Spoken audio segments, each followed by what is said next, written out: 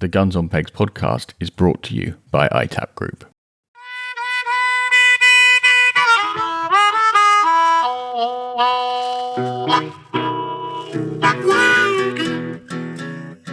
Hello and welcome back to the Guns on Pegs podcast. It's George Brown in a chilly, blustery Hampshire. It's Avian in a likewise chilly and blustery Cornwall. It's Jake in a Suffolk where the sun has just made an appearance. And it's Sam in beautiful Devon where it's raining. I thought it was always sunny in Devon, Sam. It depends how hard you look, but it is somewhere, yeah. Very good. Now, chaps, when we last spoke, some people were looking forward to Beaters Days. How was your end to the season, Jake? Oh, very, very good indeed. I didn't actually have a Beaters Day, lads. I had a Beaters Week. Shut up. You would, Jake, wouldn't you? I mean, so Beaters Day, and you always have to one up, don't you? Yeah, there we go. So the last 9 days of January, I was very, very, very fortunate to shoot 7 of them. So I had an incredible last week. Used up far too much holiday on myself and not the family. So, but equally, an amazing, amazing time. Thank you to everyone who kindly invited me to Beaters Days. It was brilliant. I loved it. Shot some incredible places I'd never seen before. 2 bits of wood on one estate. Hadn't been shot for 60 years, chaps. And wow. The woodcock in there, it was incredible. Money could not buy that Wednesday. It was amazing. The wild pheasants, the woodcock. There were some red legs there which had come from neighbouring, but birds hadn't been released there in over 20 years. Wow. On this bit. It was amazing. And the woodcock, oh my goodness me, chaps. I had an amazing time, chaps. It really, really was. And Branches Park Beaters Day was excellent and supplied for 11s by friend of the podcast, Hugo Campbell Hill, the Game Glutton. He made all the sausage rolls, took all the pressure off me having to cook for once, had them all shipped up to Suffolk. Guys, it was brilliant. So if you're thinking of doing that next season, Hugo is really, really good and his food tastes amazing. The smoked pheasant breasts that have been brined, guys, you've got to get yourself on some of that. Well, nice. We should probably mention actually that Hugo is up for the Best Game Influencer, which is the category at the Eat Game Awards, sponsored by Guns on Pegs. So I don't know if I can actually say go and vote specifically for him. Well, I will. Because I think that's probably naughty, but I think go and vote in the Eat Game Awards because it is a celebration of all the people who do their best to promote game. Definitely worth checking that out. And casting a few votes. Sam, you were looking forward to a day. How did that go? I was very much looking forward to a day, and much like the rest of my season, it didn't quite happen due to the fact that I couldn't stray too far away from the lavatory. Without going into too much detail, but it is to a good season next year, and Jake and Avian will leave the nicknames where they belong on the WhatsApp. Yeah, I think so. We won't mention the nicknames. We'll leave it alone. But Sam, poor old chap, I did feel, and when you said that you weren't, and you were ill, and that the family had been ill as well, I think all of us just felt it for you because I knew how much you were looking forward to it, old boy. So yeah. Next season, mate, it's your season. Plenty more time. You can have the vintage season, whereas I certainly had a vintage season this year. This season's been a bit more white lightning. Good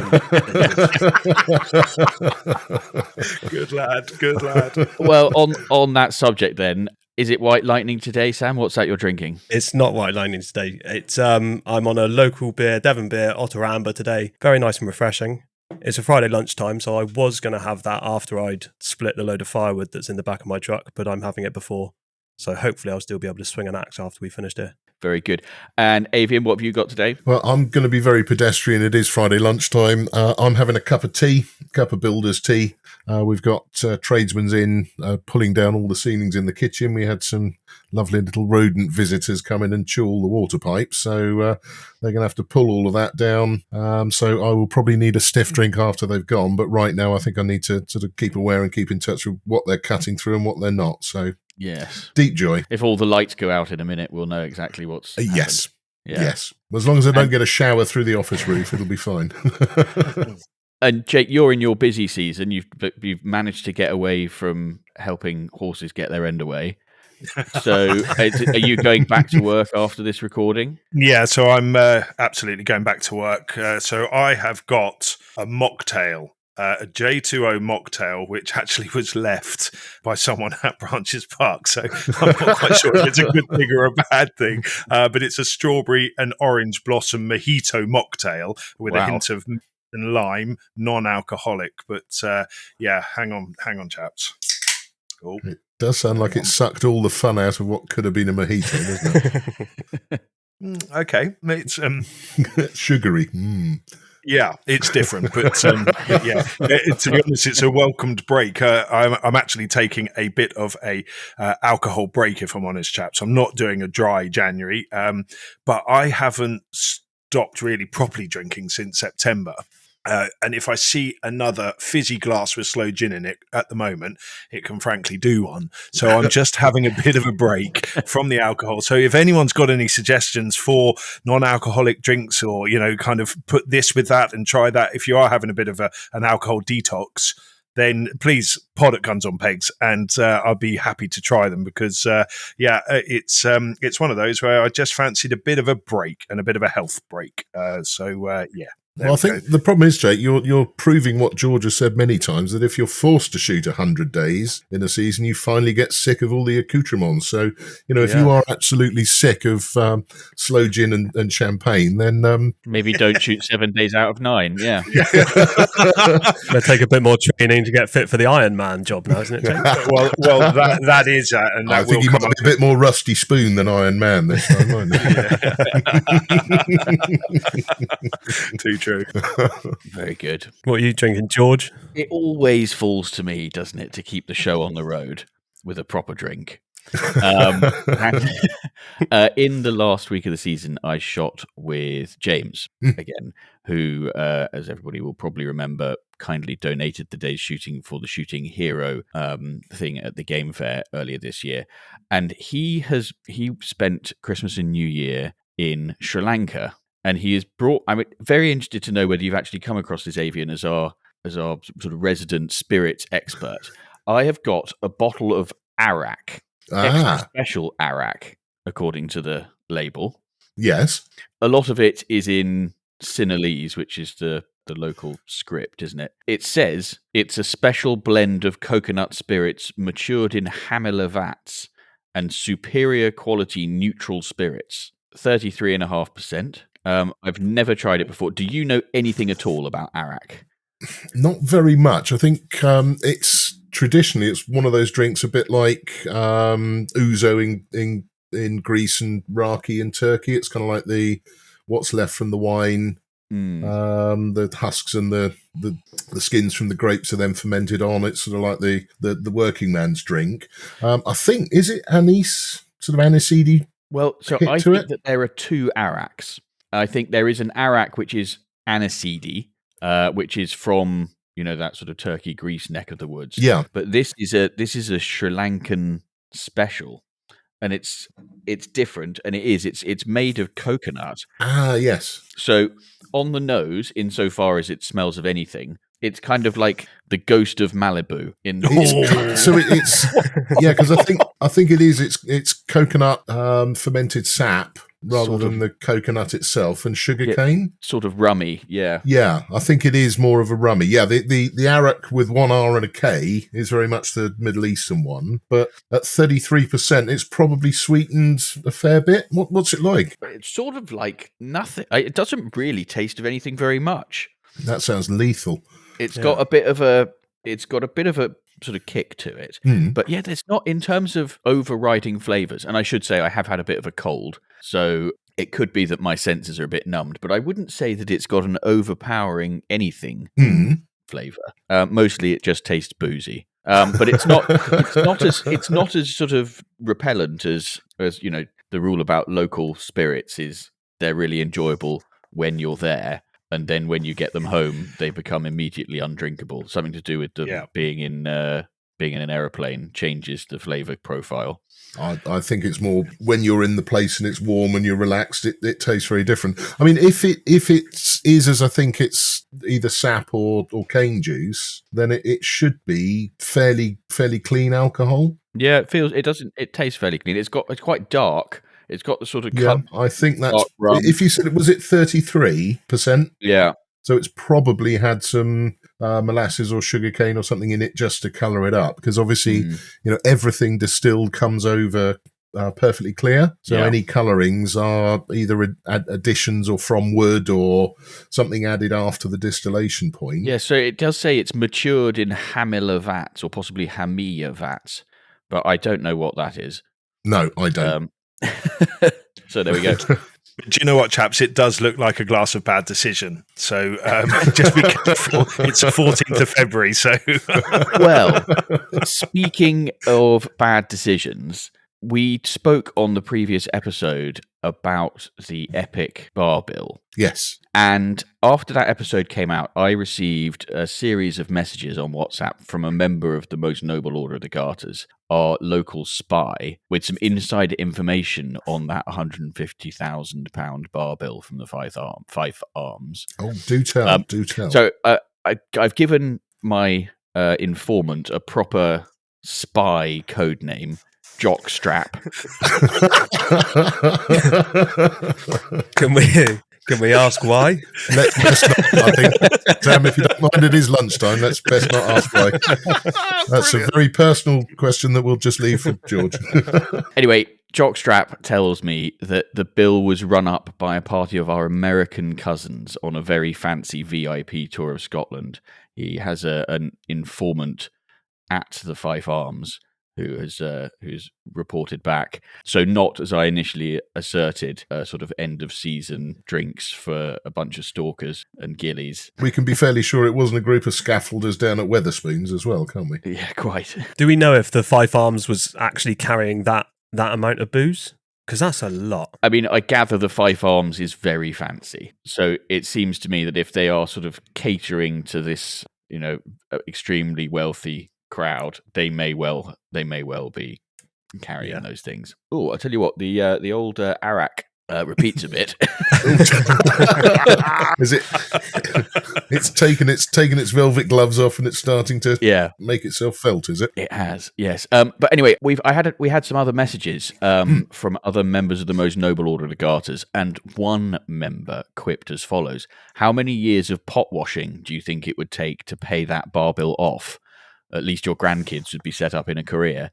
And Avian, I think you decided to take this on as a challenge Avian challenge. If in doubt, back of a fag packet and a pencil, I like a good sum. So yeah, working on sort of an hourly gross rate of £12 an hour, which I think hopefully is somewhere in the ballpark for your, a pot wash. You'd end up with £10.77 after all your taxes are paid. So if we assume that they're working 8-hour shifts and then adjusting for holidays and weekends and whatever, the average working year is 253 days. At that rate, it would take you just under 7.5 years to earn enough money in total without paying for anything else, just for one epic night on the piss. But I did think it was probably a shame that if you did that, you wouldn't remember it. Yeah. Yes. Do we know if they split the bill between them? I'm just thinking if there was just one bloke. If there was 8 of you, then you'd only have to be going for a year, wouldn't you? Can you imagine the guy who's ordering the most expensive whiskey turns around and just says, "Should we spoof for it?" That is, oh God! Could you imagine that landing on you? Oh. I mean, it would be a hell of a thing. I'm just wondering, like, my personal debit card gets upset if I try to spend more than about £500 in one go. Yes. And at one point, I can't remember what I was paying. There was one bill I had to pay in sort of 3 chunks. It was for something quite substantial. So how many different card payments do you think they had to do? Do you think they all kind of laid them out as if they're playing rummy or something? I have a feeling, George, that if you're walking into an establishment of that price and you're confidently ordering those sort of whiskies, you've possibly got one of those connections with the financial institutions that it's unlimited. You think they've got a higher credit limit than me? Yeah, they could probably stroll into Boeing and choose a couple. Yes. Yeah. I can remember getting one of my first ever paychecks, and it was written out by on a Coots & Co. check. So I took it to the local bank, walked in, and I remember the teller saying, "Have you got any ID?" And the manager just walked over and said, "It's Coots on the check, so it'll it'll be fine. And I got paid I think £170 for the week or something, but yeah, it's amazing when you walk around with coots, you're fine, We've obviously had different spoons in our mouths now, Jake, because I think my first pay packet was mainly coins and in a small brown envelope. That's Cornwall, though. Well, Right, so in the previous episode, Chris and I very quickly talked about whether the 2024-25 season had been a vintage season, and we've had enough, I think, of Jake bragging about his end of the season. Absolutely. But I do think that, the end of a season offers a chance for reflection and thinking about the next season, what we might do differently, what we might have learned. So I thought it might be quite interesting just to have a quick chat about the lessons that we've perhaps taken away from the last 6 months of shooting. Jake, you've had a pretty busy season at Branches Park. Do you think you'll be doing anything differently next year? The only thing we're doing differently is more days. It really had worked better than I think any of us could have expected, and we were exceptionally lucky in that we had some great teams. The teams that did come for this season were, if something didn't quite work, they were willing to move and try things, and it was a great understanding. I think Pete, Max, and the team at Branches, that were pushing the birds and moving them and walking them up with you, really kind of have had a great time. It went really well. I'm really, really pleased with it. There is nothing actually I would change apart from we are doing a few more dates, but it just the whole concept of it. What I would say was one lesson I actually learned with you, George, and this was me personally. I learned was when you came and shot at Branches, and it was on that last drive, and that woodcock that you had. And it's something that's stuck with me for since this happened. And myself and the other picker up, we really, really looked for that woodcock, and did, yeah. And we stayed out for about another hour, didn't we? Afterwards, and yeah. Do you know what? And we didn't find it, and we did the whole of the back of that thicket through the laurels and what have you. Anyway, I put it on the card. It was, we all saw it. It was witnessed by 4 of us, so it deserved to go on the card. And that was the biggest mistake I made, I think, of this season. If it's not picked, and if it's not, it shouldn't actually go on the card. And you and I had a bit of a thing about it afterwards in the chat and stuff. And actually, firstly, apologies, but also just be truthful that we didn't find it. I didn't lie to you. I told you we hadn't found it, but I felt that it should be warranted to go on the bag.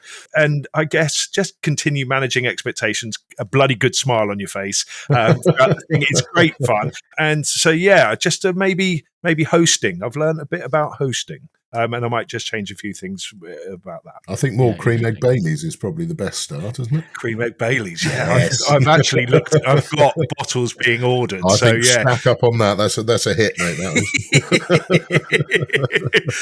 was. Aberlour 12 as well is a very good one. You are Sheldon about that. I think Tesco's have got a good deal on that at the moment, George, haven't they? It's sub £40 at the moment. I only shop in Waitrose, as you know. Yeah. Wow, it's all right down with you, isn't it? Hell, Sam, there's definitely a sort of a northwest divide here, isn't there? There is. I was going to completely agree with you that they've got some good offers on Jura as well. Yeah, they have. Like £20 a bottle off at the moment. No, don't tell them. That's probably why they're selling half of their stock in Waitrose to these northern monkeys, and we're getting the discounts down here in God's country. They're subsidising my whiskey habit. Good work, thank you. So, Avian, what about on your syndicate then? It was your first year, yes, in charge. How do you think there's any lessons that you've learned, drives that didn't quite work the way you anticipated, or anything like that, changes you'll make? Yeah, very much so. I mean, first of all, I think we're really pleased with how it went. Claire, my wife, she loves a good survey. We put a survey out to the beaters and the guns, and taking away from the fact that everybody wants more birds and less feeding, which is how I got into this mess in the first place. I think we have put together a good bunch of people. It's friendly, it's inclusive. Everyone knows what they're trying to do, and everybody wants to put in some effort and build it.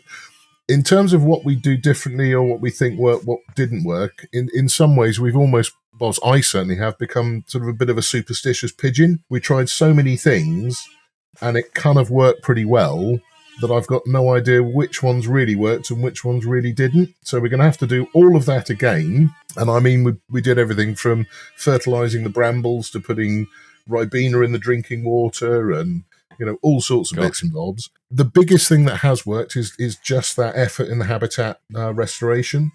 We've seen birds hold where they never held before. Yeah. I've been out recently putting my wild bird feeders out for the hollow months, and we are just absolutely inundated with songbirds. It's that's great. Totally transformed the woods in just that 1 year of what we've been doing. So, we're doing more of that, building more dead hedges, laying more hedges, putting some understory growth in, some cover.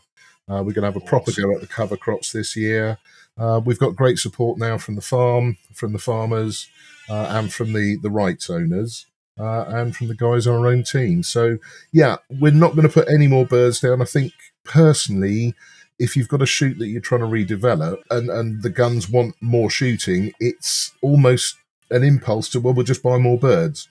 But I think, Jake, as Peter Bailey said, if the hotel's rubbish, it doesn't matter how many guests there are, none of them will stay. Yeah, quite. So I think we're going to be investing more in the underpinnings of the shoot, so that the habitat, basically the environment that we want the birds to thrive in. We've got a couple of drives that didn't work brilliantly. I've had the trail cam in, and we found that we had a fox who used to sort of stroll through with his morning croissant and coffee every day before we went out, so we need to sort him out. And I think talk to the guns, and rather than try and get fixated on this, we do 4 or 5 drives in a day.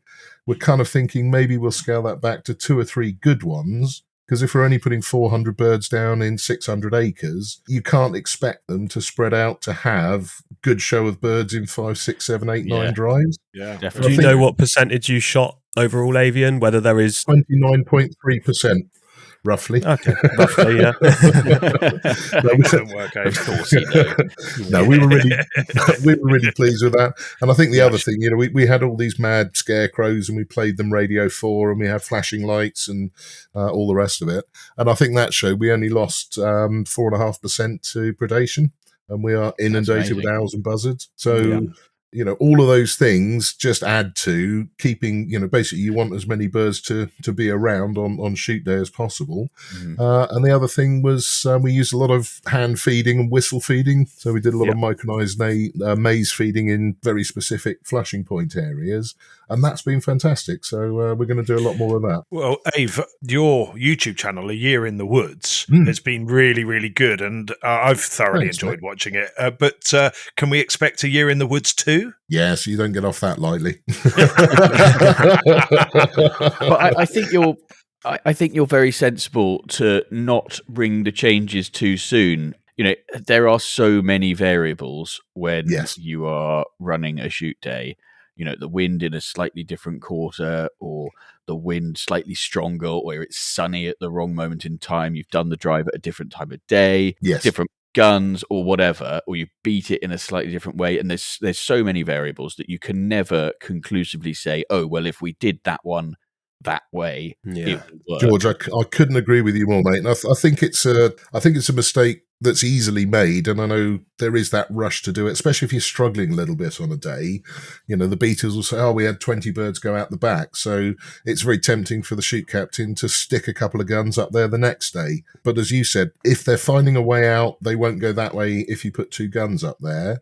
But likewise, if it's a slightly colder day or brighter day or windier day, it'll all change. So although we've done so many different things this year in preparation, on shoot days, we've tried to keep the things we change to a minimum, because, ideally, you change one thing and see what the result was. If you change more than one thing, you really cannot be sure which one's working. And it's a long game as well, isn't it? It's not a we'll change that and we'll see an instant benefit.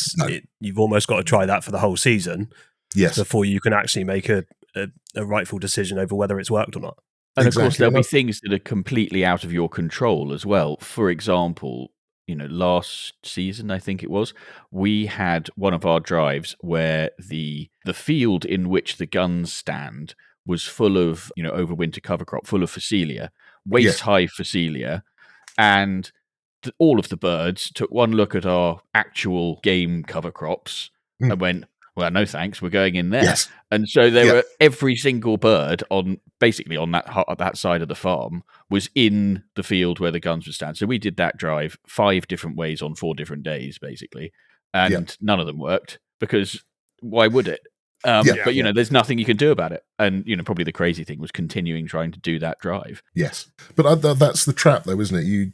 We had a couple of drives that worked well to start with, and then they tailed off, and we didn't do them again. But it's that being able to have a plan B to fall back to fairly quickly, and it's trying to push back against some of the older heads who say, well, this one always used to shoot well, and this one always was reliable. It's like, but used to be was when the trees were 3 foot high and there wasn't anything else on offer. This year, it's gone on 20 years. The trees are 60 foot high, and the neighbours just planted 600 hectares of maize. So that's why they're not holding in this scrappy bit of bramble that used to work occasionally. Yeah. Sam, how about you? What about your lessons from the year? Stay away from people. Don't get ill. No, it's easy to focus on the days that I've missed a few this year, or this season.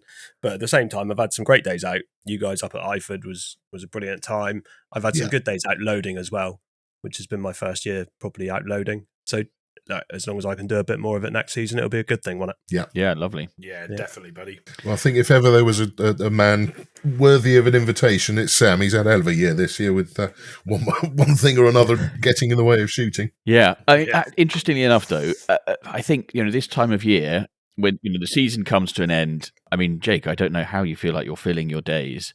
Not every day of the week. I can tell. People can feel. You must go to the gun cabinet every morning. It's just a reflex now. No, I can assure you. Once that gets locked away, that evening of the 1st of February, it then is concentrated solely on breeding horses. So it's like from one season to another. So yeah, it's don't worry, chaps. Have you turned up to work with your breeks and your garters on yet, or not? Yes. Yeah. I do think that some people can feel a bit sort of bereft, a bit kind of at a loose end come February. And I always used to joke that the worst time of year is between the end of the shooting season and the start of the cricket season, when there wasn't really a lot of stuff going on. That was when I played cricket every weekend in the summer. But I wondered if you boys have got any projects for the spring and summer. Yeah, we're doing our traditional pigeon roost at the moment. All the local farms are moving them round. As soon as we get out of February, we're then in looking at the ground, seeing what's going on. And my special little pet project for this year is to make sure that we build some kind of latrine facilities for our lady members and our lady beaters. So very good. Whether that's going to be an old site toilet or an earth composting toilet, we haven't decided yet. But I think it's just common decency for us chaps who can nip behind a bush if necessary. To remember the ladies, they may not want to have a bob down in the brambles when it's cold and mizzly and drizzly. So that's our number one project. So you'll be there with your hammer and your nails and your saw. I think it's probably best if I'm there in the sort of supervisory and cooking the sausages capacity. let people who can measure once and cut once to do the actual physical bit of it. How about you, Sam? How are you going to keep yourself busy? Springtime will be fairly busy on the farm anyway, so that's kind of filled up already. But as we move into the summer, I've got a couple of electric traps. It'd be nice to beg, borrow, and steal a few more, and maybe have a few clay shoots on the farm. That'd be fun. Some people involved. I'm only an hour away, Sam. Don't forget me. I'll come and miss clays with the best. You'll be on your way. And also see if I can get some novices in, some local people who maybe haven't shot before. Just get them out and having a go and shooting some clays would be good fun. So that might be something for the summer. Yeah. So Jake, you're in a horse breeding season at the minute. When that finishes up, what have you got on? And something personal actually is I've always wanted to cycle to London to Paris. So I'm going to get myself fit again after I got injured badly from Ironman Cork in 2022. Came out with a nasty injury to my knee. I've recovered. Had a bit of a cycle last year, but nothing. And I'm overweight again. I'm not where I want to be. So I'm going to concentrate on myself and get myself fit. And I'm going to go with a team of people to London to Paris. Always wanted to do it. I've done a lot of endurance. Like I say, I've done a lot of Ironman and what have you, and triathlons. But chaps, I'm going to throw the gauntlet. Now, I'm not saying you got to cycle, I was going to say, I'll do it on Eurostar. No. Do you boys want to come with me? So I was what I'm going to thinking ask how you do the water bit, because well, I do want to swim the channel, and that is a must as well. Yeah, on a pedalo, go full Freddy. And but chaps, we're going to need some support drivers and what have you. And I just wondered, what about if we started outside Guns on Pegs HQ in London, and we got ourselves to Paris? We're going to need some drivers. You happily come cycle with us as well if you want, but you fancy coming to Paris with me? I think I'm busy that week. No, it sounds like fun. Jake, is it a charity thing? Yeah, it will become a charity thing, actually. And I haven't really, it's still being planned. I've got my reluctant teammates who I have always relied on. And I always go to them and say, I've got this crazy idea. And they're like, oh, shit. It's a bit like you boys, you know, when I come up with an idea on a WhatsApp group, you're like, oh, it's Monday morning. Jake's talking. Jake's had a busy weekend. But equally, no. So I've got a team, but if anyone would like to join our team, you're very, very welcome. There's no limit to it. We're going to go self-funded. But to answer your question, George, about a charity, I'd be happy to do it for charity, and maybe we could have suggestions for a charity or charities. Yeah, I think that's a very good idea, and definitely. I would immediately suggest GWCT as a potential recipient, or Brilliant. possibly Country Food Trust. But let's, let listeners, if you've got an idea of a suitable charity who we could potentially do this for, drop us an email, pod@gunsonpegs.com. Yeah, so I've got quite a big project on this summer. Oh, what have you got going on? Well, we've just put in a pre-app to get planning permission to extend one of the farm cottages, which hopefully will then become family home for myself, Mrs. Brown, and the kids. So it's going to be quite a big project. We're in the very early stages of it now, obviously, but it's really important stuff going on at the moment. Like, I'm planning the layout of the boot room. I'm actually writing an article at the moment. I've decided the boot room is the most important room in the house. Yes, definitely. Also, sort of planning and sort of laying out the garden and working out where my cold smoker is going to go and where the fire pit's going to be and all that. I'm not really all that bothered about the inside of the house, really. I told Misha she can more or less do what she wants. A fridge and a sofa, you'll be fine, mate. I need to know where I'm going to be dressing my pheasants and filleting fish, and where I'm going to be setting fire to them afterwards. Is what I'm really interested in. But then the other thing I've started to think about is, for the first time ever, I'm going to have a fully enclosed garden. So starting to think about four-legged friends. Yes, George. Or do you want a couple of deer? Sam, I mean, slip in one of your goats, mate. Oh, a goat. A goat would be fantastic. Mrs. Brown would very much like a goat. You've got to have two at least. Yes. You've got to have two goats, have you? Okay. Yeah. But so the situation is as follows, which is, it's a huge head versus heart thing, which is, I want an English Springer Spaniel. Mm-hmm. Mrs. Brown wants a Cocker Spaniel. And I know that the sensible thing is to have a Labrador. Absolutely. Absolutely. No. No, you just buy a draft excluder and a waste disposal unit. That's basically a Labrador. But if you want some fun in your life and a bit of entertainment, I'd get one of each of the Spaniels. Now, George, you're still at that. What? No, hang on. You've got what have you got on the way, Avian? I was gonna. Avian, do you want to talk about your booking for the summer? Or it's not my booking; it's the wife's booking. I've got a Springer and I've got a Cocker, and they are a source of enduring joy and love and absolute happiness. And a Labrador will just obviously make the sofa uncomfortable. George, so head and heart. So a Spaniel is a Spaniel variety, is where you and Misha, Mrs. Brown, would very much like to go, but common sense rules a Labrador. Yeah.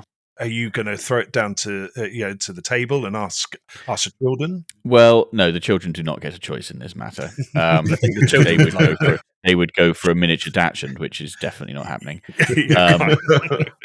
No, I think what it all comes down to, Jake, is if I can find the right breeder. Sure. Ideally, one who is prepared to offer mates rates and has a puppy arriving at the right moment in time, all that sort of thing. It's funny you should say mating plans have been going on, and so yes, particular colours. That's often a good one.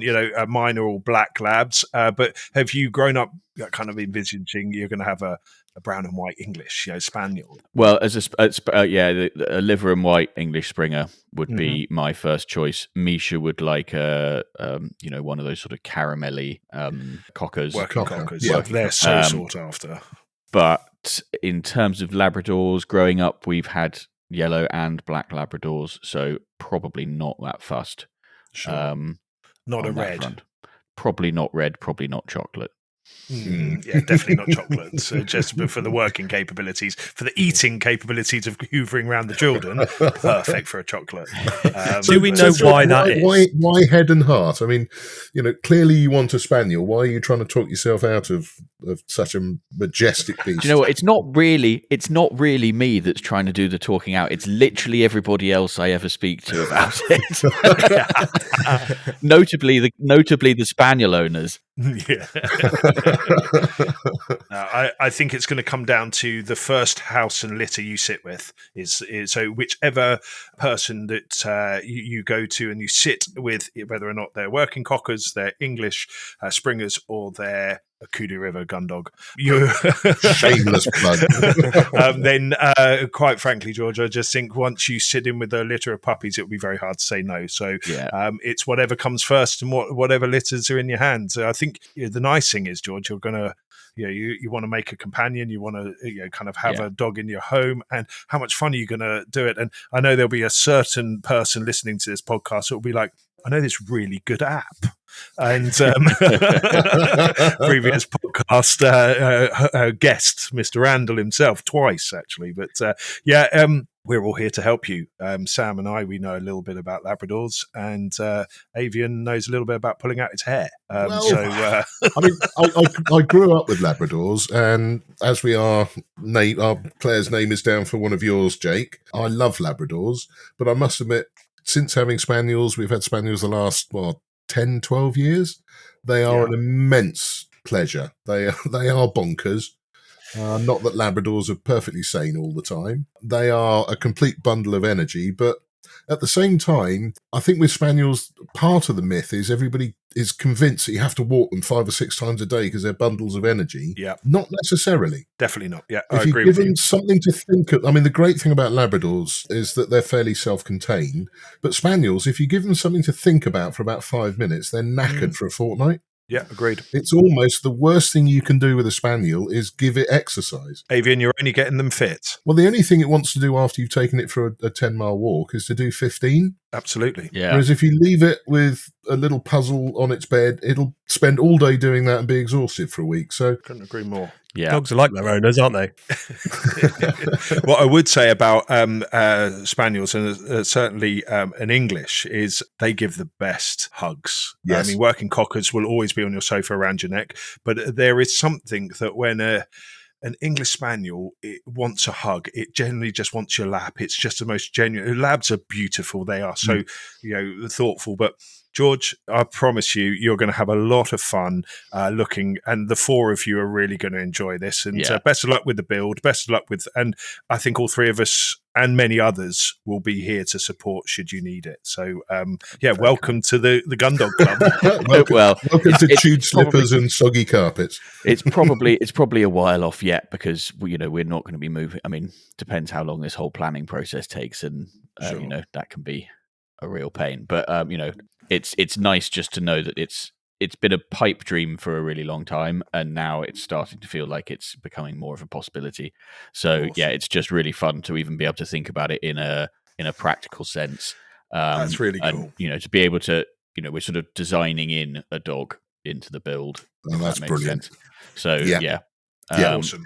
Really one great piece of advice for you, George, if you're going to have dogs that are spending a lot of time outdoors, in your design build, and I did it when we did our extension here at home, is to put they do these frost-proof hot and cold mixer taps for outdoors.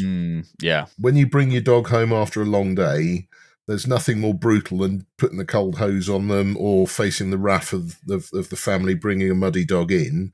But actually, if you can put a nice hot hose over them and brush them down outside, the dogs love it. They come in clean. Everybody's happy. It was the best 60 quid I think I've ever spent. That's a very, very good piece of advice. Thank you very much. For more interior and exterior design tips, tune into the next episode of the Guns on Pegs podcast.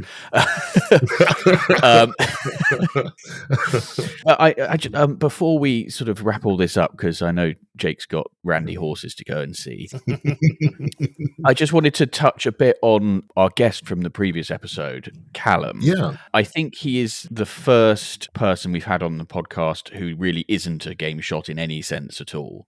Yes. And I wondered what you guys made of his perspectives and whether you found it interesting to have somebody who sort of observes from outside commentating on what we love so much. I think it shows what, if you approach shooting from the outside with an open mind like Callum did, what you take away from it. He was very honest about it all, and he's seen the benefits of everything that goes on, really. So I think it was open-mindedness was the main thing that stood out for me. I think I agree with you, Sam. I think also the interesting bit was when we're involved in the pastime, when we're involved in the sport, there are a few things that we kind of, the bit of flummery, we kind of allow ourselves or ignore or forget or don't talk about. And I thought Callum was quite to the point in some of the seemingly foolish things that we do. Yeah. I know he said it was puncturing some of it. Yeah, most inefficient way of getting hold of protein going. But I thought it was quite refreshing for somebody who isn't from that mindset, isn't, looking at it from a sporting shot point of view, to quite quickly get the benefit of what we're doing. And I think his story about the mink on that little stream, you can see how those things click. And I think, to me, it really brought home the fact that there's no point in sitting on your keyboard shouting about how everybody hates us. It's getting out there and getting people along and getting them involved and showing them, well, this is what we actually do, this is why we do it, and these are all the benefits that come from it, and you get something to eat. Yeah, very, very true. Good. And Jake and Avian, you're both pretty keen photographers, right? So was there anything that he talked about in terms of the photography side of things that stood out to you? Yeah, I want to know who's putting up an $8,000 bar bill, and I want to get in on that shoot. Do you know? I just really like the way that he took his perspective through the lens.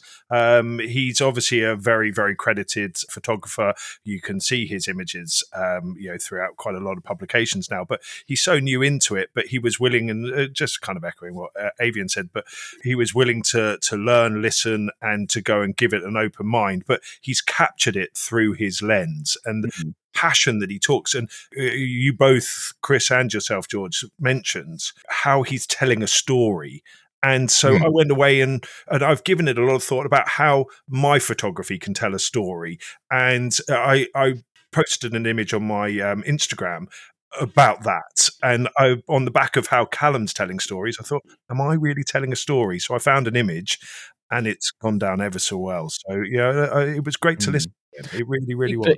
Do you think that him being kind of a bit of an outsider is potentially a helpful thing for a photographer? Yes. I think it would give a different perspective. I think to Jake's point, I took pretty much the same thought from it, is what is the story? What are you trying to tell people? And I think with some of the little videos I make and some of the pictures I take, it's easy to just record the day. And I think we all fall into the trap of trying to get those pictures of the two cartridges ejecting or the dog with a bird in its mouth. And, as people who participate in the sport, we know what that is. It's almost like the rugby player scoring the try or the wicket keeper catching the ball. If you know what's going on, that's brilliant.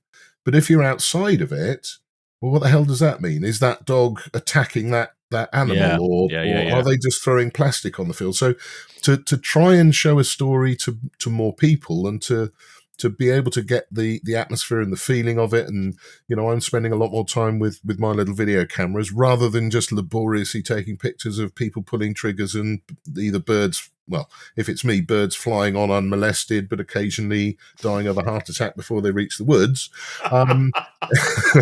It's more a case of, the happy smiley faces and people from all walks of life spending time in the outdoors together, and those little bits of the natural environment that have been made better by the presence of people with a vested interest in that location. And you're definitely not wrong, Avian. And the meta algorithm will certainly appreciate those, because they really don't like ejecting cartridges or string shots, because you end up on a community guidelines for alcohol and marijuana abuse. So, but yeah, I agree. It's about storytelling, and Callum's coming from a professional photographer, in a city, kind of out into the countryside.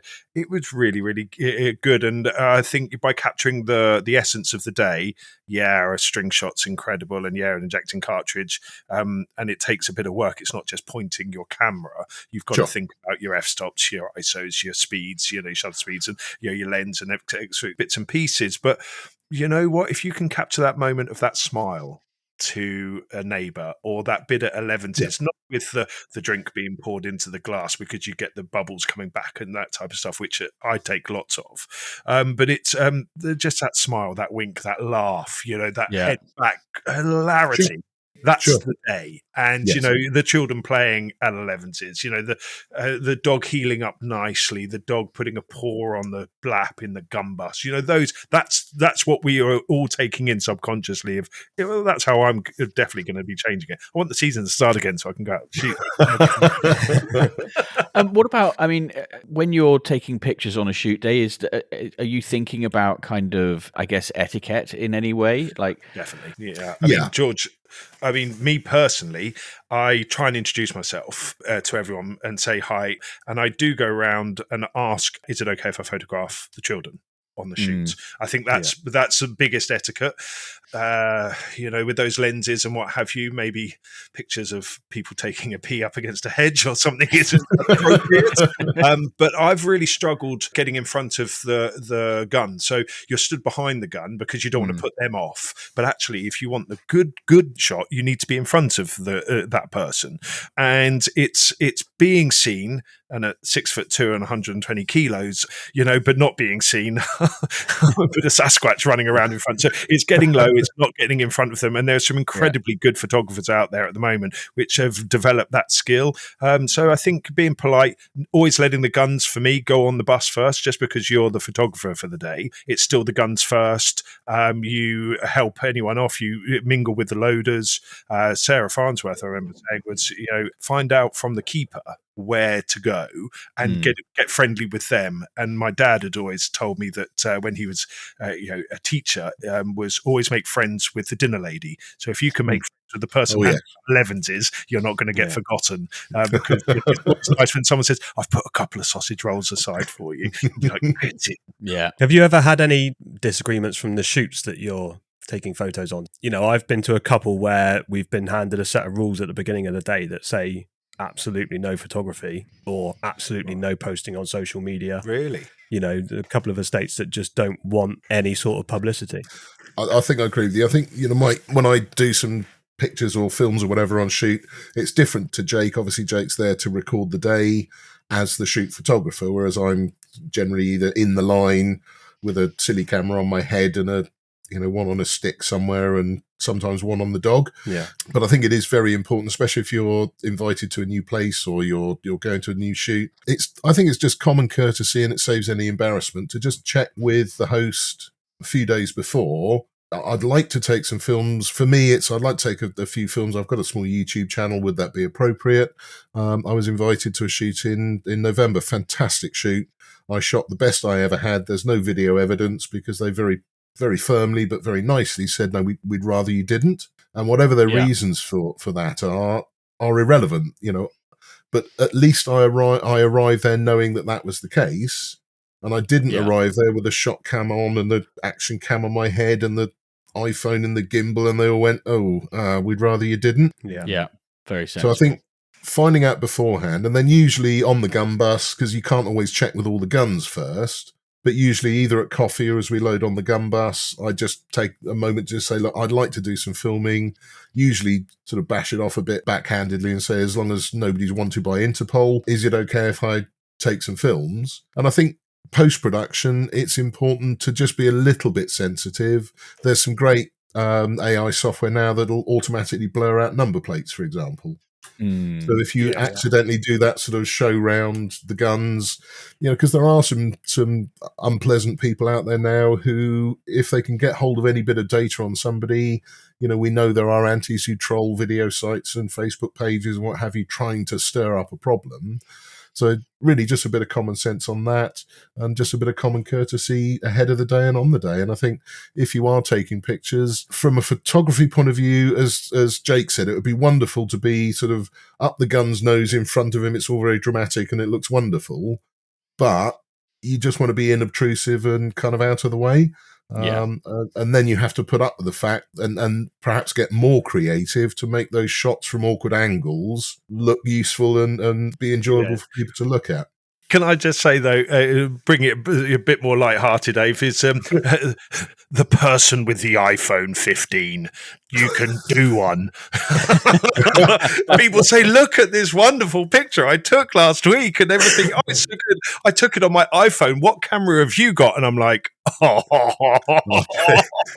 reminds me about I'm going to apologise. Years ago, I think about 8 years ago, Claire very kindly paid for me to go on a photography trip to Bavaria, and they've got this sort of almost like Safari Park wild enclosure with wolves and lynx and bear and all sorts of things, and photography groups go there, and there are some really good vantage points. So anyway, we were there on the wolf enclosure, and all these guys, huge lenses and tripods, and everybody's trying to get pictures of these wolves, and they're almost like machine gunning them with their auto wind on the cameras, and it's and one of the partners of one of the guys in the other group came up, and bless her, she was wearing her bright pink juicy jogging pants and this fluorescent pink sort of fur-lined stole thing, blonde hair all done up everywhere, and she just leant over everyone with her iPhone and just went looked at the screen and went wolves and got back in the bus.